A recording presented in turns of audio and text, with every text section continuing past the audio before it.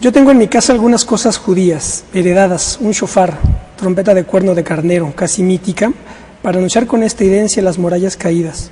Un candelabro de 9 velas que se utiliza cuando se conmemora otra caída de murallas durante la rebelión de los macabeos, que ya otro goy, como yo, cantar en México, José Emilio Pacheco. También tengo un candelabro antiguo de Jerusalén, que mi madre me prestó y aquí se ha quedado. Pero el candelabro aparece al lado de algunos santos populares, unas réplicas de ídolos prehispánicos.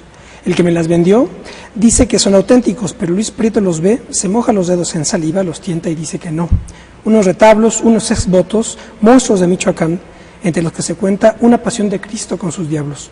Por ellos, y porque pongo árbol de Navidad, me dice mi cuñado Abel que no parezco judía, porque los judíos les tienen, como nuestros primos hermanos los árabes, horror a las imágenes. Y todo es mío y no lo es, y parezco judía y no lo parezco, y por eso escribo estas mis genealogías. Esta es el final del prólogo, de la advertencia, con la que Margot Glantz presenta su fantástico texto, Las genealogías.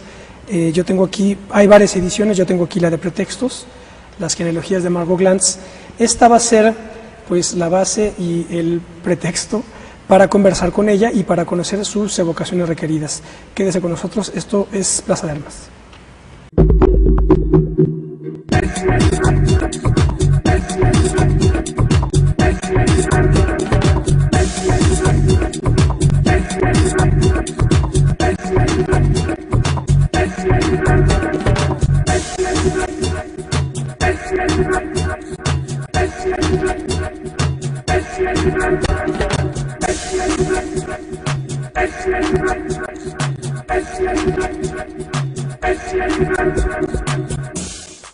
¿Qué tal? Qué bueno que están en otro programa de Plaza de Armas aquí por Capital 21. Voy a recordarles nuestro correo electrónico plazadearmas.c21@gmail.com y nuestra página propia www.plazaarmas.tv. Bueno, pues como dije en la introducción, tenemos el placer de contar aquí con nosotros con la presencia de Margot Glantz. Hola, Margot. ¿Qué tal? ¿Cómo está? Muchas gracias por invitarme. Al contrario, qué bueno que estás aquí. Margot Glantz es una figura fundamental en la vida literaria de México. Este texto que tengo aquí de ella, Las genealogías, tiene primera edición de 1981 por Martín Casillas. Y después han venido más otras ediciones. Cuando entró el licenciado Reyes Heroles, que organizó una serie de libros sobre México, de escritores mexicanos, lecturas mexicanas, volvió a salir con una adenda. Y eso fue como en 1985, ¿no? Luego volvió a salir en Alfaguara en 1997, volvió a salir en Pretextos en 2006, salió en la edición de mis obras reunidas del Fondo de Cultura Económica en el segundo volumen en el 2008 y acaba de volver a salir en Buenos Aires en una edición que se llama Bajo la Luna, conjunta con Pretextos de Valencia. Entonces acaba de salir hace como un mes. Margot Glantz es profesora emérita en la Facultad de Filosofía y Letras de la UNAM, Premio Nacional de Ciencias y Artes en el ramo de Lingüística y Literatura, y bueno, tiene una trayectoria fértil en la vida académica, literaria y cultural del país. Y bueno, vamos a conocer hoy las evocaciones que a su juicio se ha requerido ofrecer al público para que tengamos un retrato de ella, de su vida y a través de ello del país. Hay dos grandes movimientos de inmigración, de exilios en el México del siglo XX sobre todo. Los que vienen provenientes de Europa, primera mitad, y en la segunda mitad fundamentalmente, ¿verdad? En la segunda mitad los exilios latinoamericanos. ¿Tu familia, tu genealogía viene de la primera bloque de migración? Yo diría que hay otro bloque muy importante, que es la emigración de la República Española. Claro. Los que emigraron en 39, que fueron fundamentales para México. Mi familia llegó mucho antes, mis padres llegaron en el 25 y ya había habido algún grupo de judíos que provenían de Europa que ya estaban instalados en México. No había demasiados, pero sí había algunos. Así que yo creo que en México hubo por lo menos tres grandes corrientes de migraciones, una por razones económicas fundamentalmente, también como exilio político, porque los judíos fueron muy perseguidos en Europa. Sí. Por los pogrom, por los linchamientos, etcétera, y muchos judíos emigraron a los Estados Unidos, emigraron a la Argentina, emigraron al Brasil, y algunos vinieron a dar a México. Mis padres pensaban ir a los Estados Unidos, pero hubo una cuota que fijó el país del norte, y desde ese momento no tuvieron ya posibilidades de llegar a los Estados Unidos, entonces vinieron a México como una especie de posible escala antes de ir a los Estados Unidos. Pero afortunadamente mis padres se quedaron en México y aquí nacimos, mis hermanas y yo, lo cual a mí me da pues un gusto muy grande porque yo soy mexicana y he sido mexicana siempre. ¿Qué representa formar parte del exilio, digamos, de alguna manera? Aunque no de manera directa, pero sí indirecta. Bueno, evidentemente el hecho de nacer en un país del cual mis padres no tenían noticia, en un país cuyo idioma no hablaban mis padres, cuyas costumbres eran diferentes, cuya comida era diferente, cuyo clima era diferente, cuya geografía era diferente, pues se plantea una dicotomía esencial desde el momento del nacimiento, yo creo. Yo nací 5 años después de que mis padres llegaron a México, en el 30, mi hermana mayor nació en el 27, fuimos las hijas mayores, había más cercanía con el pasado de mis padres porque estaban muy recién llegados, 3, 5 años, ¿no? Habían aprendido a hablar español, a mi modo de ver hablaban un español perfecto, pero evidentemente no lo hablaban. Mis hijas y mis sobrinos se burlaban de cómo hablaban mis papás, a mí me parecía totalmente natural, pero pues había nacido con ellos, ¿no? Entonces había nacido por ellos, así que para mí era un idioma muy, muy común y corriente.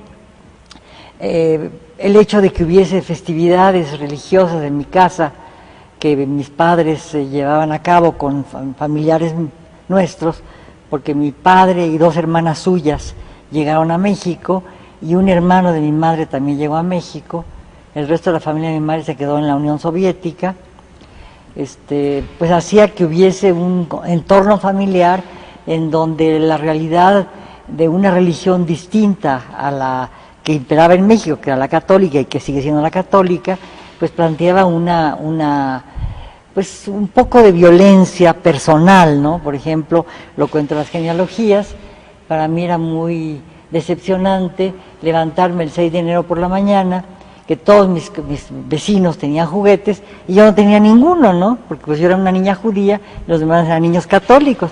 Eso me hacía sentirme como una paria de alguna manera, ¿no? Es decir, también para mí era muy conflictivo y muy fascinante ir sobre todo con las muchachas que trabajaban en la casa, a las iglesias y ver pues toda la parafernalia que es característica de la religión católica. Íbamos a iglesias muy maravillosas, todavía esas iglesias muy barrocas, por ejemplo la de Regina, ¿no? Sí. O pues la enseñanza porque vivíamos por la Lagunilla, bueno, vivimos por muchas partes, pero cuando vivíamos en la Lagunilla pues íbamos a la enseñanza, que son las joyas del barroco en la Ciudad de México, y ver las figuras de Cristo y Cristo martirizado en la cruz, etcétera, etcétera, y que además me acusaran a mí de haberlo matado, pues era como medio complicado, ¿no?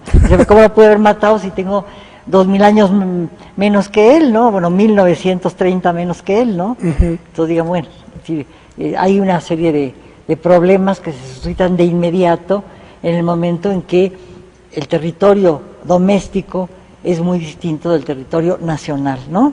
Claro. ¿Tus padres eran originarios de Ucrania? Ambos. Ambos. ¿Cómo? Clarice Lispector también era de Ucrania. Era de Ucrania, ¿verdad? ¿Tuvieron algún contacto? Nada. Nada. Pero tu papá sí conoció a Trotsky, ¿verdad? Mi papá conoció a mucha gente. A mucha ¿no? gente. Mi papá era poeta, desde muy jovencito fue poeta. Cuando llegó la revolución soviética, socialista, la revolución comunista en Rusia, mi papá se adhirió a las juventudes comunistas. Él tenía 16 años cuando empezó la revolución. Fue un periodo muy complicado, de gran destrucción, de gran caos, ¿no? De grandes pasiones, ¿no? pues terrible, y además de migración, porque el pueblo donde él vivía, que había sido destruido varias veces por pogroms, fue totalmente destruido, él tuvo que emigrar y acabó, pasó por otras ciudades de Ucrania, como Kiev, como Gerson, y luego llegó a Odessa, donde vivía mi madre, ¿no? Y allí, pues, se conocieron, y en el 25 empezó la época de Stalin, hubo algunos movimientos en contra de ciertas protestas obreras, un compañero de mi padre fue encarcelado, mi padre escribía poemas en ucraniano y en ruso, se publicaban en periódicos murales de la época. Entonces un compañero de él fue encarcelado y mi padre se asustó, ¿no? Y consultó con algún familiar de mi madre, uno de ellos pertenecía a esferas altas del comunismo, que vivían en Moscú, y él le aconsejó que se fuera, porque veían ya, luego ese tío mío, o el tío de mi madre más bien, tío abuelo mío, fue asesinado junto con otros muchísimos más que fueron asesinados durante el estalinismo. Entonces mis padres lograron emigrar a tiempo porque mis primos, mis tíos, 5 tíos de mi padre, hermanos de mi padre, que eran mucho mayores que él, porque mi padre era el menor de la familia, eran 12, emigraron primero con los pogroms de 1905 y luego después de la Guerra Mundial de 1917 y se fueron a los Estados Unidos. Entonces reclamaron a mi padre, a sus hermanas y a mi abuela, que todavía vivía, para que se fueran a los Estados Unidos. Entonces mi padre se casó con mi madre, eran novios, etcétera, se casaron y decidieron venirse en un barco a América, con la intención evidente de irse a los Estados Unidos, como te dije hace un momento, pero no pudieron hacerlo porque se había fijado una cuota impidiendo que los emigrantes llegaran a los Estados Unidos.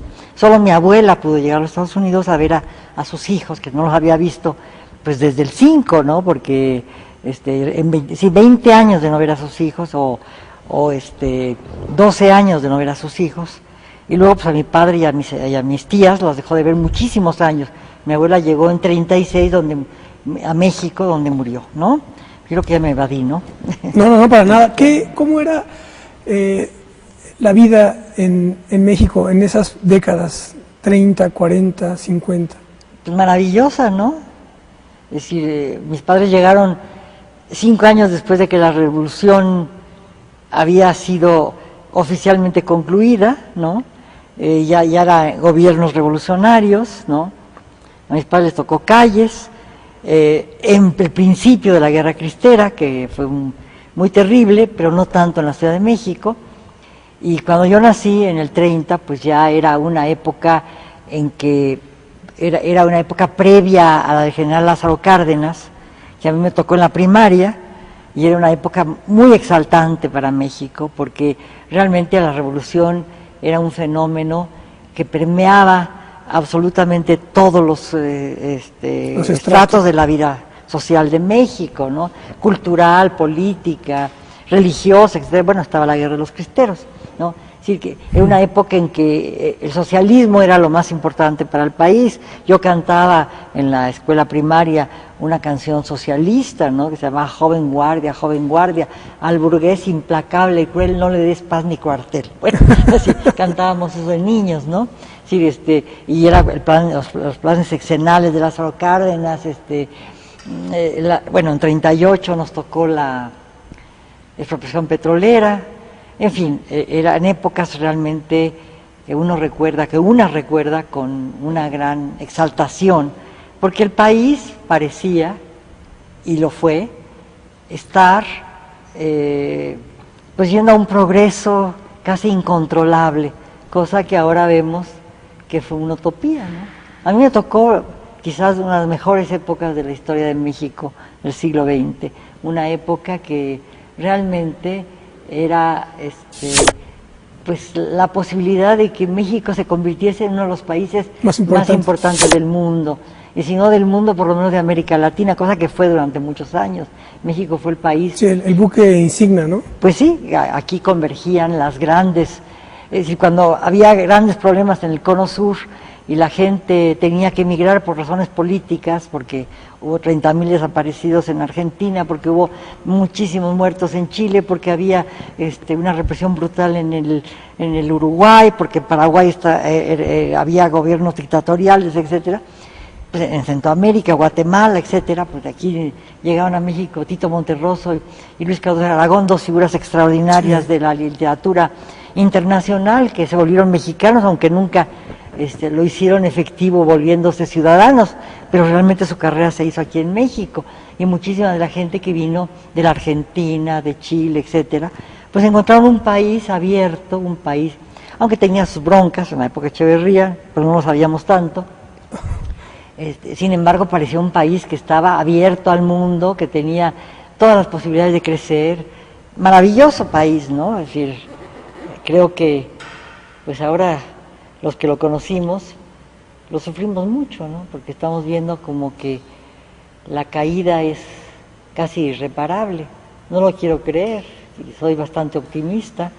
Quisiera creer que de peores hemos salido, aunque también decía Walter Benjamin que siempre es posible lo peor. No sé qué nos va a pasar, si nos va a ir mejor o nos va a ir peor, no sé, pero creo que estamos bastante peor, ¿no? En una entrevista que le hice a un político, él a su vez me contó que en su época de estudiante le preguntó a un colega norteamericano en Estados Unidos que cuál sería para él la época y el lugar en el que le hubiera gustado haber vivido, y que este norteamericano dijo: a mí me hubiera gustado haber vivido en México en final de los 30, que es cuando México estaba en la cúspide de un proceso revolucionario, era respetado mundialmente, con grandes líderes políticos, ¿no?, dirigiendo los procesos, construyendo el Estado. Y ahora, y con una cultura extraordinaria, la Revolución Mexicana, los grandes poetas de contemporáneos, la aparición de Muerte sin fin de Gorostiza, la poesía de Novo, la creación de Bellas Artes, la creación del taller de danza popular que creó Nelly Campobello con su hermana Gloria, la gran figura que fue Martín Luis Guzmán en la literatura, la gran figura que fue Nelly Campobello también en la literatura, o Rafael F. Muñoz, el gran cine mexicano revolucionario, ¿no?, las grandes películas que se hicieron, ¿no?, con Fernando de Fuentes, cuando empezaba Gabriel Figueroa, etcétera. Digo, es una época verdaderamente gloriosa, el muralismo mexicano, ¿no?, Rivera, Siqueiros, Orozco, el gran Orozco, y también Tamayo un poquito después. No, es una época, o los estridentistas, ese movimiento de los estridentistas, toda la pintura de San Ildefonso de la Escuela Nacional Preparatoria, donde yo me eduqué. Yo estuve en 45 y 46, estudié en la Preparatoria Nacional número 1, y caminaba yo todos los días y veía, sin verlos, los frescos de Orozco. Subía las escaleras para recorrer los salones donde daban mis maestros las clases diversas que yo tomaba, y veía yo a la Malinche y a Cortés, y veía yo a los encomenderos, y veía yo a Cortés, y veía yo, en fin, todas esas cosas que probablemente de las cuales no me daba cuenta en ese momento, pero que están totalmente troqueladas en mi memoria. También yo tocaba piano, porque la niña de esa época tenía que tocar piano. Mi mamá me vestía con un vestidito de tafeta rosa y unos zapatos de charol blanco y un moñote que parecía yo envuelta para regalo, y tocaba yo el piano, y en la tapa del piano se reflejaban en el anfiteatro Bolívar los maravillosos frescos que había hecho Rivera, ¿no? Entonces, para mí ese mundo es un mundo que era parte cotidiana de mi realidad, como las montañas, como el Iztaccíhuatl y Popocatépetl, de las cuales no me di cuenta sino después de mi regreso de París, donde estudié el doctorado, porque estudié a los viajeros franceses que vinieron a México en el siglo XIX, y ellos hablaban maravillas del paisaje mexicano, que para mí era un paisaje tan cotidiano que no lo veía. Volví a ver las montañas, volví a entender lo que era México, la región más transparente, porque a mí sí me tocó la región más transparente, pues cuando nací, cuando crecí, y luego a mi regreso de París en 1958. Yo sé que es muy difícil responder a lo siguiente, pero ¿crees que sería posible identificar algún punto en la historia de este país en donde todo eso empezó a desdibujarse? En donde todo ese impulso que estás evocando Yo creo que tan plásticamente? muy probablemente ya empezaba el desbarranque con la llegada de Ávila Camacho y evidentemente con Miguel Alemán, ¿no? Miguel Alemán transformó la Ciudad de México. Visualmente la ciudad se transformó en la época de Miguel Alemán. Un libro muy característico, muy importante, son Batallas en el Desierto, de José Emilio Pacheco, en donde se muestra muy claramente cómo la ciudad se va desdibujando. La aparición del viaducto, la aparición de toda una serie de tiendas en cadena, la aparición de un capitalismo muy salvaje, un poco irnos vendiendo al extranjero, etcétera, etcétera, una corrupción que probablemente reptaba en el país. Bueno, por ejemplo, Martín Luis Guzmán cuenta en Margo, La sombra del caudillo, sí. Vamos a hacer un corte, nos quedamos con esta. Sí. Estamos de vuelta con ustedes, estamos conversando con Margo Glantz.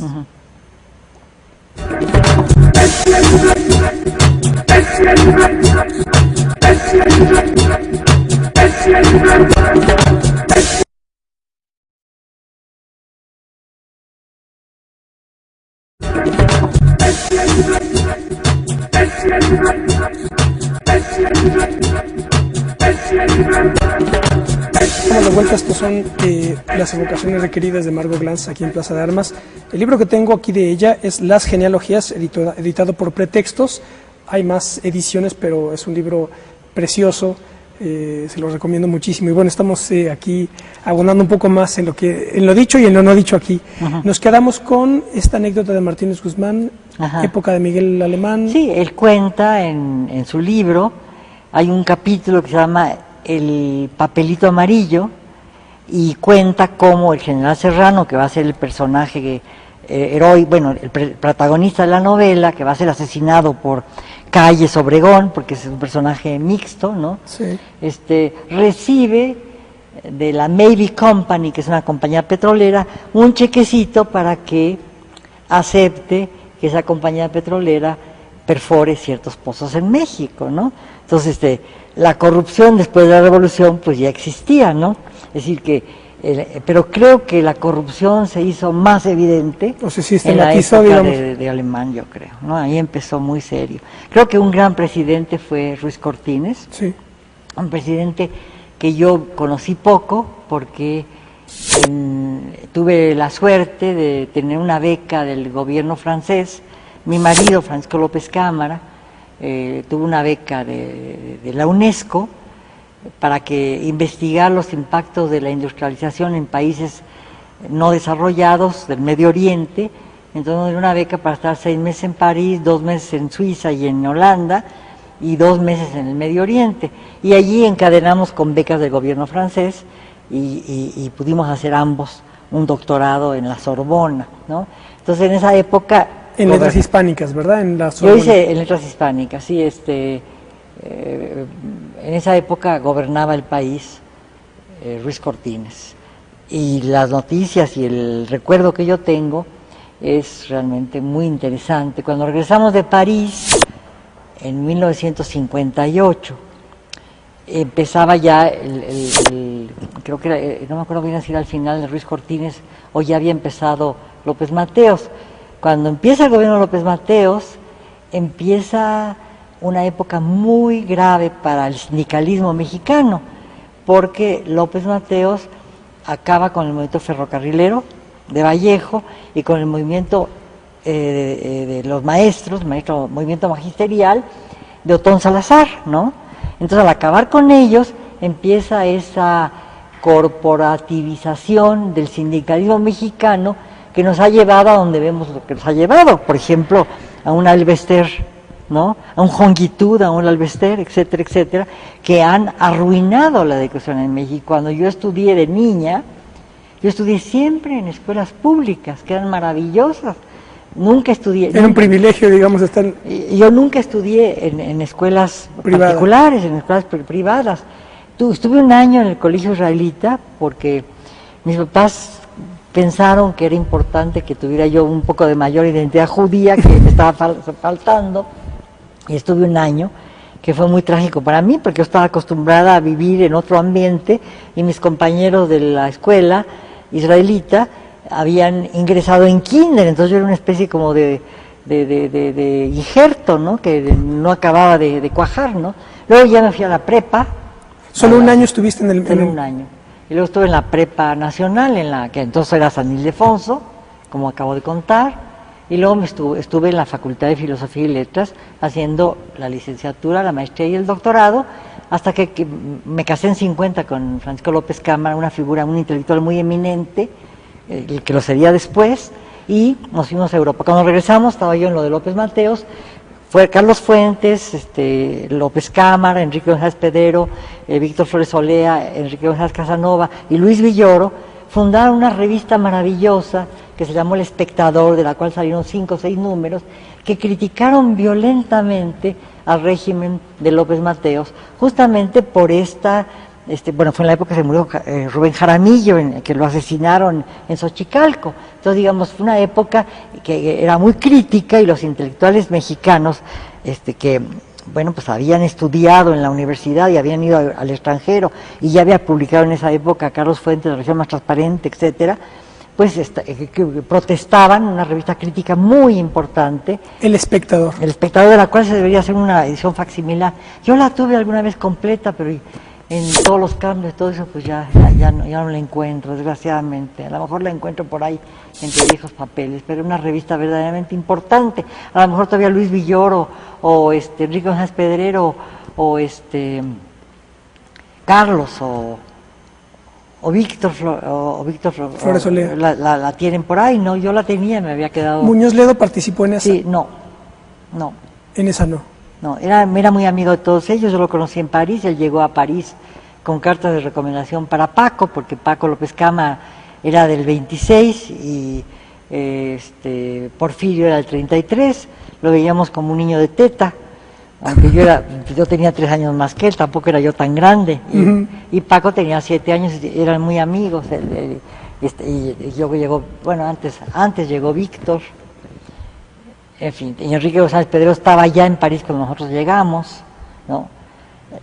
Una época muy importante, me acuerdo que en París se hacían manifestaciones en contra de la, pues, del golpe de Estado que acabó con el gobierno de Arbenz en Guatemala, el gobierno democrático de Arbenz en Guatemala, y que instituyó a Castillo Armas en Guatemala, y Enrique González Pedrero era uno de los principales impulsores de las manifestaciones en contra de Castillo Armas y de que la CIA se inmiscuyera en asuntos de América Latina, cosa que hizo siempre, ¿no? Así. Volvamos a la época de la preparatoria de la universidad. Grandes maestros y grandes influencias, porque eres de la generación que tuvieron a grandes maestros en la preparatoria, no ya en la universidad, sino en la preparatoria, pues no sé, a lo mejor daba clases José Gauss o no sé quién más. No, Gauss no, Gauss llegó en 39, pero ya daba en la Facultad de Filosofía y Letras. No, en la preparatoria estaba Agustín Yáñez, fue mi maestro en la prepa. Estaba Erasmo Castellanos V, que era un profesor de literatura universal, y era muy viejo cuando yo tomé clases con él. Era un personaje muy pintoresco, muy inteligente, muy loco, completamente loco, que se sentía el personaje de la epopeya griega, de la Ilíada, y se vestía, se ponía unas sombreras gigantescas, porque se suponía que los héroes griegos tenían unas espaldas hercúleas, sí, ¿no? Entonces, bueno, yo me acuerdo de sus clases, las clases que yo tuve con él nunca se me han olvidado, ¿no? También tuve clases con Juan Escalona, que era un maestro de Historia de México, Antigua de México, que fue el que descubrió la tumba 7 en Monte Albán. Él estaba investigando, haciendo labor arqueológica en Monte Albán, en Oaxaca, y de repente Juan Escalona, Juan Valenzuela, encontró una especie como de resquicio en la tumba, penetró en ella y se encontró los tesoros de la tumba 7, que ahora están en exhibición en Oaxaca, de la cual se hacen reproducciones todo el tiempo. Y era un hombrecito bajito, muy tímido, pero maravilloso. También fui discípula de Romano Muñoz, que era un profesor de ética muy pomposo, pero que era importante, de Fernández Samaraga, no era Fernández González Samará, que era un gran filósofo, que murió muy joven, que también da clases en la Facultad de Filosofía y Letras, con un profesor que era muy reaccionario, se llamaba Alberto Escalona, pero que era profesor de geografía, excelentísimo profesor, muy reaccionario, muy mocho, pero muy buen profesor. En fin, y luego en la facultad, bueno, me entré a letras inglesas, que me aburría profundamente. Yo no tenía conocimiento del inglés, pensé que la universidad me iba a enseñar inglés, entonces tomé todos los cursos de literaturas hispánicas, todos los cursos que pude de historia del arte, todos los cursos que pude de historia del teatro. Entonces tuve la ocasión de asistir a las clases de Alfonso Reyes, de Usigli, de Julio Torri, que era un pésimo maestro, pero ¿Sí? Sí, pésimo, pero era aburridísimo. Era muy tímido, un gran escritor, sí, uno de los más grandes escritores que ha producido en México, con una obra muy bella y muy pequeña, muy breve, pero era muy tímido, y lo que hacía era leer, nos daba literatura medieval, y entonces empezaba así a leer el libro del Alexandre, por ejemplo, en libros del siglo XIX maravillosos que él abría, porque tenía una biblioteca extraordinaria, y lo que se ponían sus lentecitos así para ver de cerca, y lo que me acuerdo de eso era la conjunción copulativa, he dicho, bueno, porque no era la I, sino la E, y luego como se quitaba los anteojitos para ver pasar a las muchachas, porque era muy enamorado, y pasaban muchachas, llegaban tarde, a propósito, porque sabían que lo ponían nervioso, y entraban así, entonces el tipo se volvía loco, y luego seguía con la conjunción copulativa medieval, ¿no? Pero lo recuerdo como una figura verdaderamente extraordinaria. En aquella época no sabía yo que era un gran escritor. Tomé cursos con Yáñez de nuevo, que también era muy aburrido. Sí, era aburrido también. Sí, aburridísimo. Con Jiménez Rueda, que también era aburridísimo. Con Monterde, que era aburridísimo. Yo fui una maestra maravillosa y sigo siéndola. No era nada aburrida. Bueno, me echaban unas flores, ¿no? Y tuve como maestro. Bueno, Monterde te decías a Francisco Monterde, ¿verdad? Francisco Monterde. Aburridos todos. Pero las clases de historia del arte eran sensacionales. Estaba Paco de la Maza, que era profesor de literatura colonial, de arte colonial en México. No puedo olvidarme, tomé clases con él en el 47, de los conventos, de las iglesias de México, cuáles conventos pertenecían a los agustinos, a los dominicos, a los franciscanos, qué conventos tenían torres mudéjares, qué conventos tenían bóvedas góticas, qué conventos tenían arcos geminados, qué conventos, etcétera, del barroco, de Ocotlán, de Puebla. Nos llevaba a todas partes, todos los domingos tomamos un camioncito todo destartalado por las carreteras de México, que también eran destartaladas, y nos íbamos a Ocotlán, a Huejotzingo, a Malinalco, nos íbamos a miles y miles de iglesias. A descubrir. Tlalmanalco, Actopan, Acolman, bueno, o veíamos las iglesias barrocas de Puebla, etcétera. Fue maravilloso. Otro maestro maravilloso fue Justino Fernández, que daba arte contemporáneo, que había sido discípulo de Gauss junto con O'Gorman. Yo no tuve la ocasión, por idiota, de tomar cursos con O'Gorman. Tampoco tuve cursos con Gauss, aunque Gauss daba clases y era maestro de Paco López Cámara, que luego fue mi marido. ¿Qué otros cursos fueron maravillosos también? ¿Maestras? Maestras pocas buenas, ¿no? En aquella época. Luego hubo muchísimas muy buenas. Pero en aquella época tuve a Luz María Grobas, que era una profesora de inglés, que daba el inglés medieval, el anglo-saxon, muy mala maestra. La maestra Garza Larumbe, que nos hablaba de los puritanos norteamericanos, que era buena maestra, pero profundamente aburrida, muy tímida, una mujer que tenía un defecto en una pierna. Luego llegó la maestra Margarita Quijano, que había estudiado en Nottingham, en Inglaterra, y que un poco revolucionaba la forma de enseñar. No es que fuera, ahora que la recuerdo, la tengo mucho cariño, y fue muy importante para mí, pero no creo que haya sido una maestra muy importante, porque una discípula suya, Luz Aurora Pimentel, que ahora es maestra emérita de la facultad, es una maestra incomparablemente mejor. Bueno, ya está muerta Margarita, no se va a enojar conmigo. ¿Quién más tuve Bueno, en esa época empezaba a dar clases Ernesto Mejía Sánchez, que era de Nicaragua, un gran profesor, irascible como él solo. Yo le tenía pánico, era unos 5 años mayor que yo, pero yo le tenía pánico. También empezó a enseñar en aquella época, recién regresado de las universidades españolas, creo que de Salamanca, Sergio Fernández, que fue un maestro y sigue siendo un maestro extraordinario, muy notable. Creo que tomé algún cursillo con él. En esa época como que se renovó la facultad. Eran maestros muy sabios los que había en letras, muy inteligentes, muy sabios, con una gran erudición a cuestas, etcétera, pero que eran aburridísimos. El propio Monterde se salía de su clase porque se aburría él mismo de sí mismo, ¿no? Era impresionante eso, ¿no?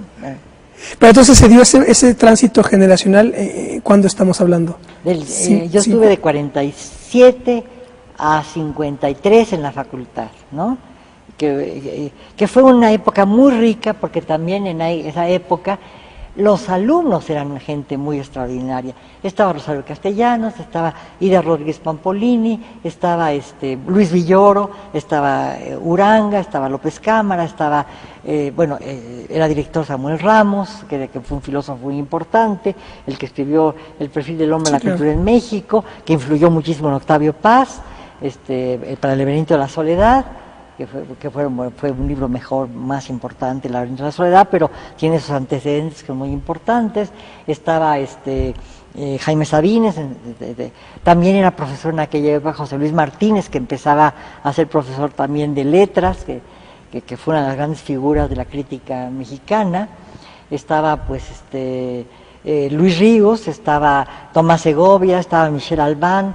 Es decir, que la facultad era una fiesta, no solo por lo que eran las clases, que como te digo, eran muy interesantes, porque uno podía tomar, en una picaflor, iba a clases de todo mundo, ¿no? Sino que había un café con una señorita, eran 3 hermanas solteronas, que llamábamos la señorita Secante, que eran insoportables, pero que permitían que nos reuniéramos una cantidad de gente muy interesante, muchísimos estudiantes de otras facultades como Derecho o como Medicina, etcétera, venían a la Facultad de Filosofía porque había muchachas muy guapas, ¿no? Y porque además había una discusión filosófica y histórica y cultural de gran envergadura, ¿no? ¿Podrías decir de algún profesor o profesora que te haya dejado su impronta de manera más fuerte o todos estos? Son varios, ¿no? Yo creo que tuve un profesor de teatro, Alan Lewis, ¿no? Que era un profesor que había sido deportado de los Estados Unidos en la época macartista, ¿no? Que lo tuve como por 49, una cosa así, que me dio clases de teatro y fue muy importante para mí. Me dio cartas para gente del Acto Studio en Nueva York, me dio cartas para la gente del Teatro Nacional Popular en Francia, y cuando yo llegué a Francia, una de mis primeras inquietudes, además de hacer la tesis, fue trabajar el teatro contemporáneo en Francia, que fue una época también maravillosa. Me tocó la época del existencialismo, veía yo a Sartre y a Simone de Beauvoir, a Juliette Gréco, a grandes figuras de la crítica. Empezaba Roland Barthes entonces, estaba la Nouvelle Revue Française con Jean Paulin, estaba Bataille vivo, estaba todavía Breton vivo, etcétera. Digo, fue una época maravillosa, la época existencialista, en que París era un París muy vigente, recién terminada la guerra, todavía había ciertas escaseces en la comida, en la vida cotidiana, la gente era bastante pobre, la gente no tenía coches, o si tenía coche tenía un deux chevaux, que era una especie de caja de sardinas donde la gente se metía y circulaba con un ruido enorme. Las calles de París no tenían casi tráfico, uno tomaba el metro, tomaba autobuses que eran maravillosos, ¿no? Y luego se iba a pasear por los cafés del barrio latino, y esos cafés eran baratísimos, porque en aquella época México era más caro que París, y yo tenía una beca de $100 y mi marido tenía otra beca de $100, y con eso subsistíamos muy bien. Hubo un momento en que hasta pudimos comprar un coche y recorrer Europa. Al principio viajábamos de aventón, pero fue una época maravillosa. Además, tuve la ocasión de ver al Teatro Nacional Popular, tuve ocasión de ver la Comedia Francesa, tuve ocasión de ver el primer teatro del absurdo, a Ionesco, a Beckett, a todos ellos. Además tuve la ocasión de leer libros sobre teatro muy importantes, y todo se lo debo a Alan Lewis, que fue un maestro muy... Luego cuando yo regresé a México, las primeras clases que di en la Facultad de Filosofía y Letras en 59 fueron de teatro, porque desgraciadamente a Alan Lewis lo deportaron de nuevo, lo deportó López Mateos, Precisamente, y lo regresó a los Estados Unidos, ¿no? Vamos a hacer otro corte más, Margot, vamos a hacer un corte, estamos conversando con Margot Glantz, no se vayan.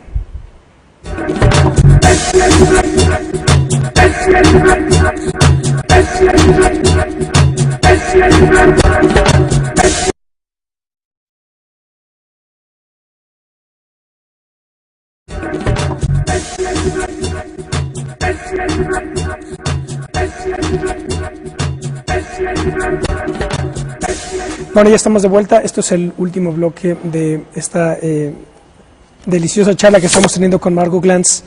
Sus evocaciones. Alguien que se me olvidó preguntarte, Jaime Torres Bodet. ¿Lo conociste? Sí, lo conocí, claro.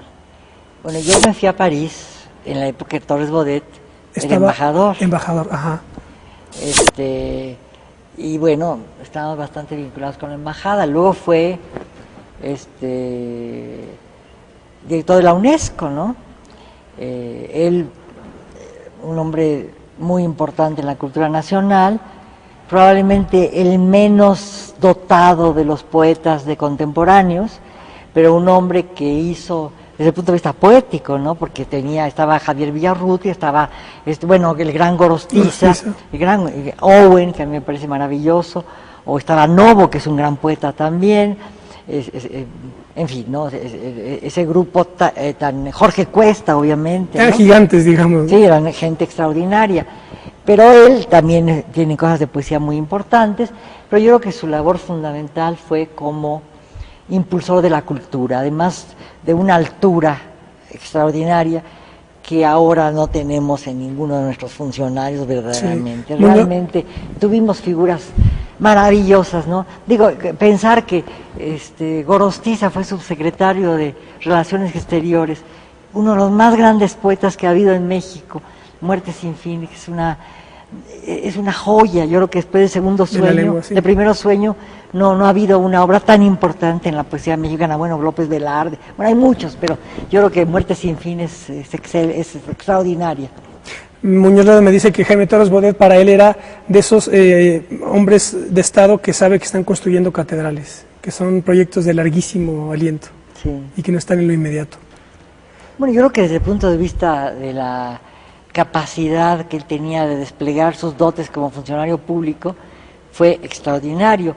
Yo creo que fue más extraordinario Vasconcelos, pero los salidos de la revolución tenían un aliento épico, claro. Aunque claro, Torres Bodet era de la generación de los contemporáneos, estaban muy cerca, vivieron la revolución también, pero no fue, no formó parte bueno, no quiere decir nada, a lo mejor hubo muchas revoluciones bastante mediocres, ¿no?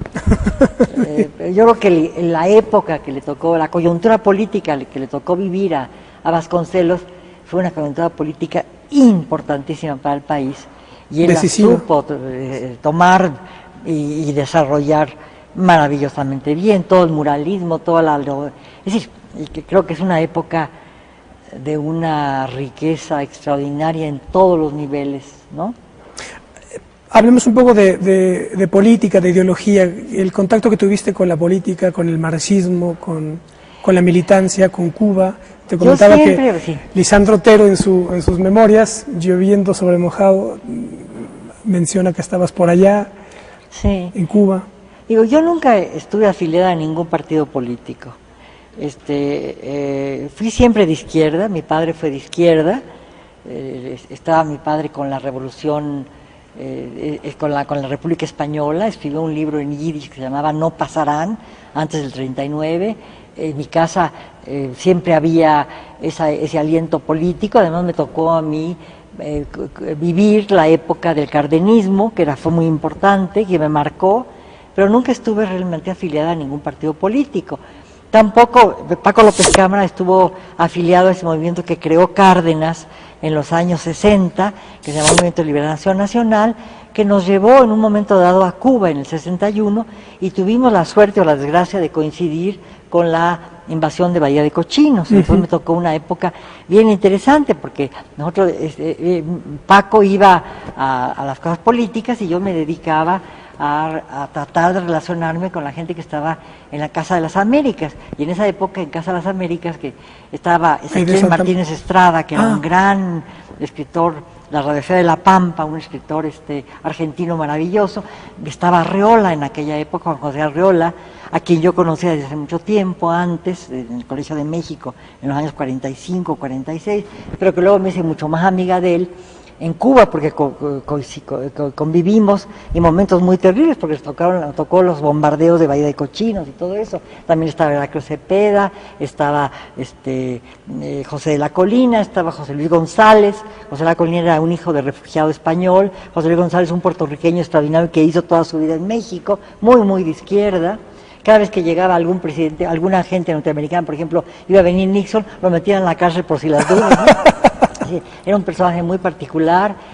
También estaba Joaquín Sánchez Magrió, que había pertenecido al grupo del Hiperión, enseñando en la Universidad de Cuba, y en esa época conocí a Lisandro Otero y a Marshall Ayseca, conocí a Omar Cienfuegos, estuve en recepciones en Palacio, conocí a Fidel Castro, conocí al Che Guevara, conocí a Omar Cienfuegos, a Raúl Castro, a muchos políticos muy importantes, Armando Hart, que era ministro de Cultura, de Educación, de Cultura, a Aidez Altamaría, que dirigía la Casa de las Américas, y a muchos de los poetas, a Alberto Padilla, a ¿cómo se llama? Hay un escritor importantísimo que era Virgilio Piñera, a Cinto Vitier, por eso lo conocí también mucho después, a Cinto Vitier, a Josefina Marrús. No conocí, por desgracia, porque no estaba muy vinculado con la revolución, a Lezama Lima, pero sabía que existía.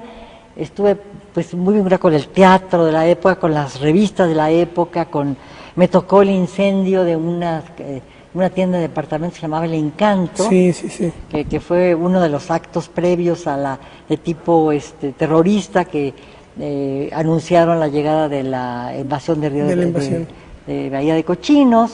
Me tocaron las grandes manifestaciones, porque vencieron en Bahía de Cochinos, y eran esas manifestaciones de 1 millón de gente, donde Fidel hablaba y hablaba y hablaba y hablaba, y uno fascinado oyéndolo, ¿no? Aunque ahora ya no me no tan fascinado. Ya no me fascina, pero fue esa época extraordinaria del principio de la Revolución Cubana, que también luego me tocó el principio de la Revolución Nicaragüense. Llegué cuando acababa de ganar la revolución, habían acabado con Somoza, ¿no? Sí, me tocaron cosas muy importantes en mi vida, que os lo muy cuento. Intensas, sí. Me parece que son muy importantes yo también, ¿no?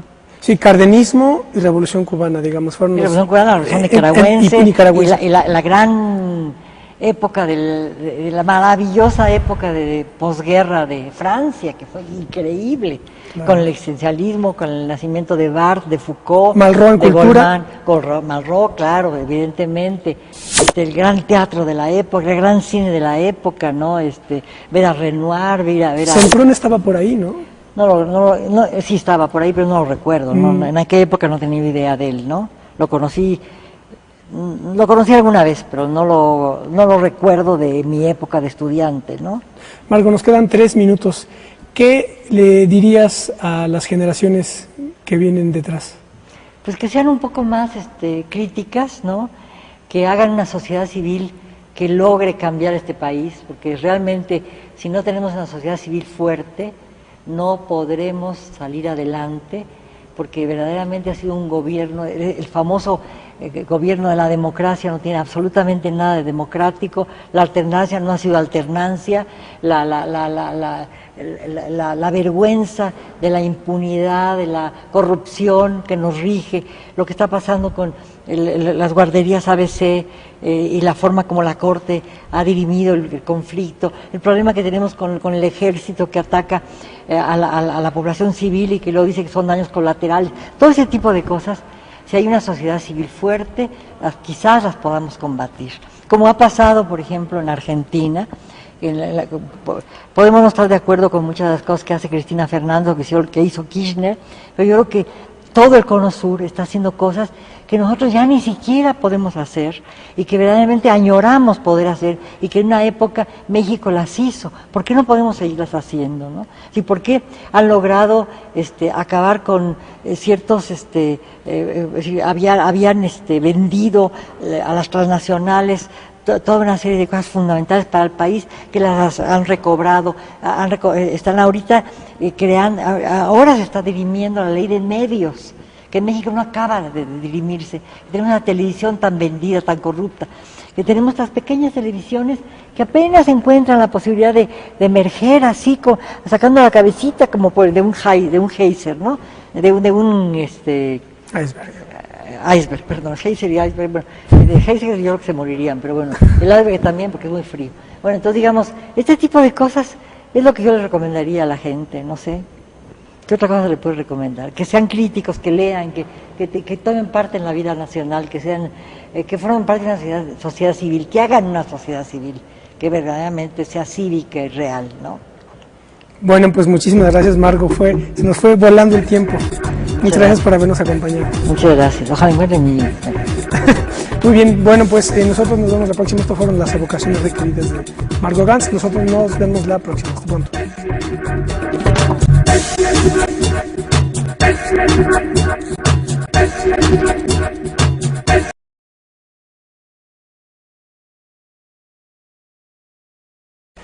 Yo tengo en mi casa algunas cosas judías, heredadas, un shofar, trompeta de cuerno de carnero, casi mítica, para anunciar con esta evidencia las murallas caídas. Un candelabro de 9 velas que se utiliza cuando se conmemora otra caída de murallas durante la rebelión de los macabeos, que ya otro goy, como yo, cantar en México, José Emilio Pacheco. También tengo un candelabro antiguo de Jerusalén, que mi madre me prestó y aquí se ha quedado. Pero el candelabro aparece al lado de algunos santos populares, unas réplicas de ídolos prehispánicos. El que me las vendió dice que son auténticos, pero Luis Prieto los ve, se moja los dedos en saliva, los tienta y dice que no. Unos retablos, unos exvotos, monstruos de Michoacán, entre los que se cuenta una pasión de Cristo con sus diablos. Por ellos, y porque pongo árbol de Navidad, me dice mi cuñado Abel que no parezco judía, porque los judíos les tienen, como nuestros primos hermanos los árabes, horror a las imágenes. Y todo es mío y no lo es, y parezco judía y no lo parezco, y por eso escribo estas mis genealogías. Esta es el final del prólogo, de la advertencia, con la que Margo Glantz presenta su fantástico texto, Las genealogías. Yo tengo aquí, hay varias ediciones. Me emigraron al Brasil y algunos vinieron a dar a México. Mis padres pensaban ir a los Estados Unidos, pero hubo una cuota que fijó el país del norte y desde ese momento no tuvieron ya posibilidades de llegar a los Estados Unidos, entonces vinieron a México como una especie de posible escala antes de ir a los Estados Unidos. Pero afortunadamente mis padres se quedaron en México y aquí nacimos, mis hermanas y yo, lo cual a mí me da pues un gusto muy grande porque yo soy mexicana y he sido mexicana siempre. ¿Qué representa formar parte del exilio, digamos, de alguna manera? Aunque no de manera directa, pero sí indirecta. Bueno, evidentemente el hecho de nacer en un país del cual mis padres no tenían noticia, en un país cuyo idioma no hablaban mis padres, cuyas costumbres eran diferentes, cuya comida era diferente, cuyo clima era diferente, cuya geografía era diferente, pues se plantea una dicotomía esencial desde el momento del nacimiento, yo creo. Yo nací 5 años después de que mis padres llegaron a México, en el 30, mi hermana mayor nació en el 27, fuimos las hijas mayores, teníamos... Yo tengo aquí la de pretextos, las genealogías de Margo Glantz. Esta va a ser pues la base y el pretexto para conversar con ella y para conocer sus evocaciones requeridas. Quédese con nosotros, esto es Plaza de Armas.